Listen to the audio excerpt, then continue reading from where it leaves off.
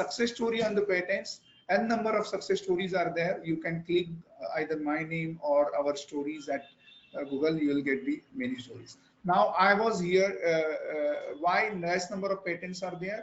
The research, R&D, and your center can request and can support the students for their project and can get more patents and can lead the number of patents in India. So then I lastly request about, inform about the geographical indication. And I was here that worldwide, China, they have 7,000 plus GIs. We have hardly 370 and 112 only in agricultural sectors.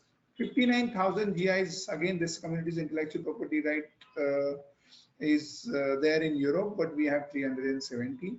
This is a sale value. Basically, during the pandemic, 75 billion euros is the sale value of the GIs from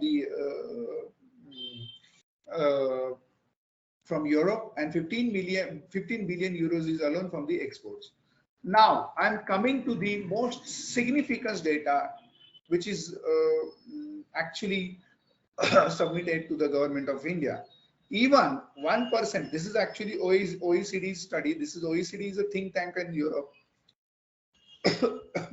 which narrated the figures. Even 1% of the trademark protection is increased, then that will affect the 3.8% of foreign direct investment increasing.